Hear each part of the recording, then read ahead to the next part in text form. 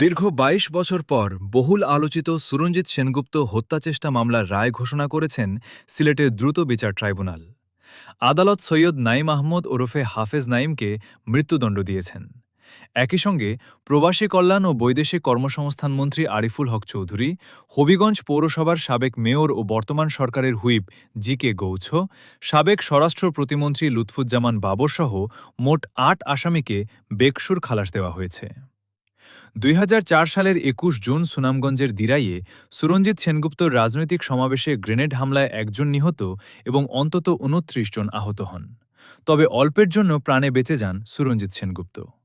রায়ের প্রতিক্রিয়ায় মন্ত্রী আরিফুল হক চৌধুরী বলেন, রাজনৈতিক উদ্দেশ্যে তাকে মিথ্যা মামলায় জড়ানো হয়েছিল। আইনের প্রতি শ্রদ্ধা রেখে মামলা মোকাবিলা করে তিনি খালাস পেয়েছেন বলে আল্লাহর কাছে শুকরিয়া আদায় করেন।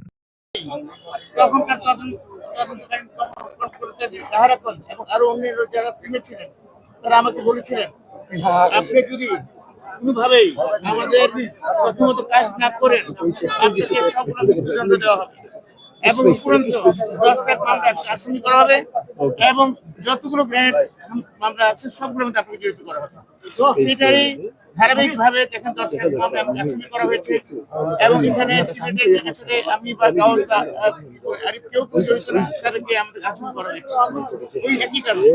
এবং আমাকে সাথে ওদেরকে জড়াই দিয়েছে এই কারণে আরিফ সাহেব মাননীয় মন্ত্রী এবং মাননীয় দশের মাননীয় হুইপ সাহেব জড়াই দিয়েছে যাতে সিলেটের সেটা ক্লিন তৈরি করা।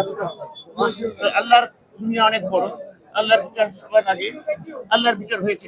সিলেট থেকে এমদাদুর রহমান চৌধুরী জিয়া, দৈনিক বাংলার আকাশ।